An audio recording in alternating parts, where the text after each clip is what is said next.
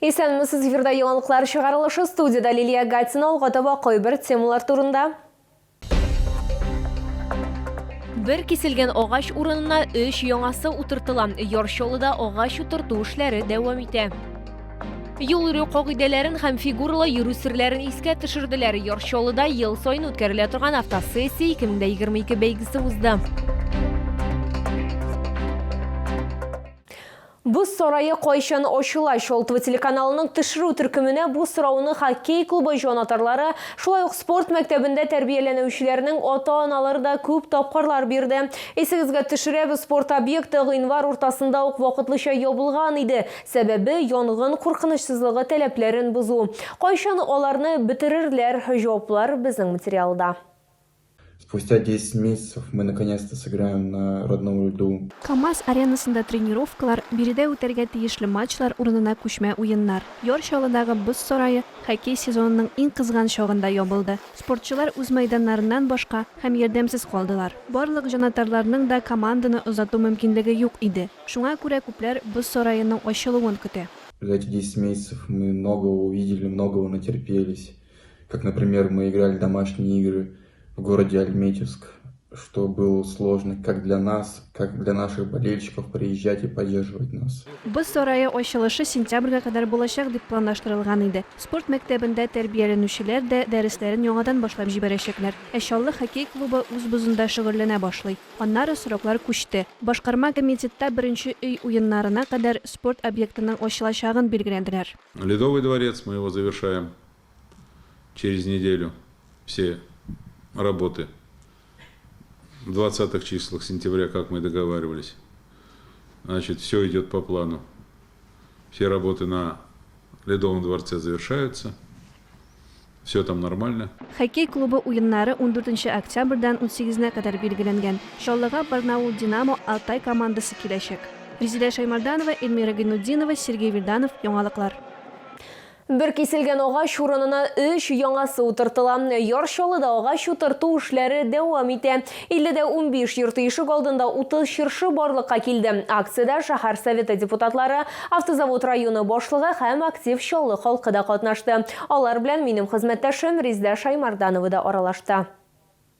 Планируем еще кустарники. Планируем рябины. Бу Ирина Маслованың хыяллары. Аны башкару өчен беренче адым ясалды. 50-15 йорты ишек алдында 3 дистә чыршы утырттылар. Көрәкләрне түрәләр белән бергә Чаллы халкы да кулларына алды. Алар арасында биредә яшәүчеләр генә түгел, күрше комплекслардан да шәһәрдәшләребез бар иде. Алар үзләре билгеләп үткәнчә, бик теләп ачык һавада файдалы вакыт үткәргәннәр, саф һавада эшләгәннәр, аралашканнар һәм территорияны төзекләндергәннер. Узнала про субботник «Посади дерево» и вот пришла специально на это мероприятие. Сегодня мы посадили 30 елей.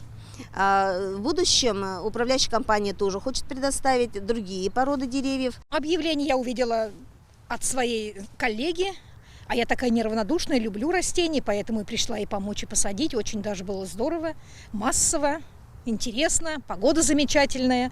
Так что все, вот, будем надеяться на красивые, что наши елочки примутся, будут расти. Это же вообще красота будет хвойная. Бу киселгән агачлар урынына яңаларын утырту. Безнең ишек алды программасы буенча ремонт үткәргәндә агачларны кисәргә туры килә. Алар юлны киңәйтүгә комачаулаган. Венер Харисов сүзләренчә, барлык эшләр халык ризалыгы белән башкарылган. Ели мы сажаем, одно дерево срублено, одно сажаем, то есть один к одному. Если это лиственные породы деревьев, то один к 3 сажаем. Таким образом, задача мэром города Наилем Барчем поставлена до завершения сезонных работ полностью посадить деревья, компенсационную посадку. Берничә көн эчендә автозавод районында 600-дән артык агач утыртылды. Аларның күпчелеге чыршы, миләш һәм пирамидаль терәкләр. Аларны сайлау юкка гына түгел, чөнки алар чаллыларның яраткан агачлары. Резида Шаймарданова, Кирилл Хабзей, яңалыклар. Яршолыда ел саен үткәрелә торган автосессия 2022 бәйгесе узды. Анда катнашучылар югары уку йортлары, киллият һәм техникум студентлары. Автоинспекторлар әлеге бәйгенең машина йөртүчеләргә юл йөрү кагыйдәләре турында белемнәрен ныгытырга һәм фигуралы йөртү серләрен истә калдырырга ярдәм итәчәгенә ышана. Хәбәрчебез дәвам итә. Айнур Садриев Qozan инновацион университеті студенті егіт группадашлары белән бергә автосессия 2022 бәйгесендә катнашырга булган. Айнур белдергәнчә, ул бәйгегә төннәр буе әзерләнгән, юл хәрәкәте кагыйдәләрен кабатлаган. Были переживания больше за правила дорожного движения, а за вождение переживаний никаких нет. Бәйгедә һәркем катнаша алай, иң мөһиме машина йөртү таныклыгына ия булу, автомобиль булу һәм әлбәттә юл хәрәкәте кагыйдәләрен белү зарур. Беренче бирем теорияны тапшыру, 20 сорауга 10 минут вакыт бирелә. Марш! Юл хәрәкәте кагыйдәләре буенча тестны тапшырганнан соң студентлар машина йөртү осталыкларын полигонда тикшерә. Барысы да автоинспекторларның ныклы күзәтүе астында уза. Иң кечкенә хаталар да билгеләп үтелә. Юл бит хаталануны гафу итми. Эмоции от тестирования нужно повторять правила дорожного движения, потому что есть ошибки. А к фигурному вождению, думаю, готов. Ну так-то ничего сложного, кроме параллельной парковки. Вот. Там немного не видно. А так нормально. В принципе, площадка не тяжелая, но волнительная, так как много людей. И человек, который не привык выступать на публику, ему будет тяжеловато. Шәһәрнең баш автоинспекторы Радик Кадиков билгеләп үткәнчә, бәйгенең төп максаты студентлар арасында юл хәрәкәте куркынычсызлыгын пропагандалау. Вы, студенты, через какое-то время получите дипломы, вы станете бомондом нашего города, то есть руководителями, за которыми будут тянуться ваши подчиненные, ваши коллективы.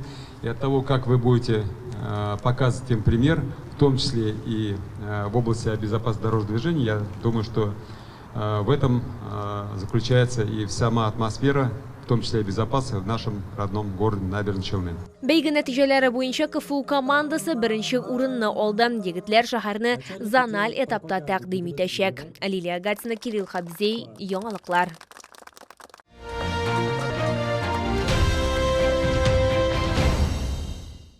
Елның бу чорында витаминнар хәтта иң нык организмга да кирәк, бигрәк тә быел эпидемия шартларында. Камчатка ярларынан уылды һәм балык сәламәтлекне саклауга булышачак, шулай ук өстәлдә дә яхшы сыйда була. Диңгез деликатесларын Green Сәүдә үзәге янында сатып алырга мөмкин.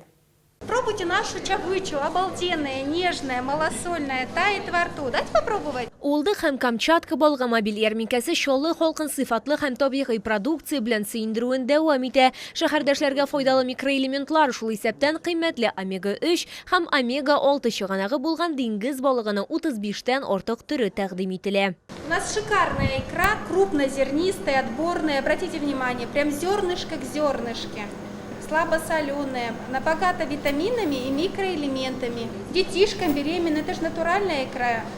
Дикая рыба. Диңгез деликатесларының зур сайлау мөмкинлеге, үтемле бәяләрдән сыйфатлы продукция. Улды һәм Камчатка балыгы һичшиксез өстәлегездә лаеклы урын алачак. Дочь в гости приехала, угощаем ее. Не первый раз уже берем. Вкусная рыба. Икра вкусная. Вот белая рыбица и шавыча. Ассортимент очень большой, хороший. В прошлый раз я брала белую рыбицу, да? Гостинцы взяли, рыбку. Ну еще что-нибудь возьмем. Морскую, чавыча называется. Очень вкусная. Не первый раз, ассортимент всегда очень хороший. Сегодня, как всегда, взяли белорыбицу, чавычу. Вкусно, нравится. В другом месте не купишь такой рыбу. Шолда көн сайын иртәнге 8-дән кичке 7-гә кадәр балык һәм уылдык сату күргәзмәсе эшли. Сәүдә павильоны Green Сәүдә үзәге артында урнашкан Керү автозавод проспекты ягыннан.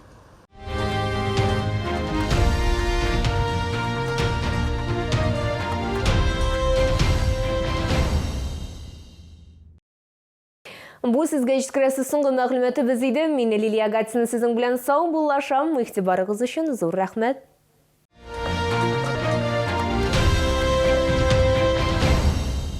Бывают моменты, которые нельзя упускать. Откройте вклад до 1 октября в Акбарсбанке и выиграйте повышенную ставку 20% годовых. Подробнее на akbars.ru.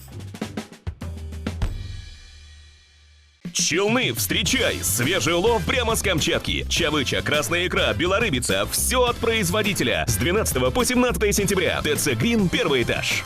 Требуются уборщики и дворники. Зарплата 66 тысяч рублей. Телефон 8 916 598 64 90.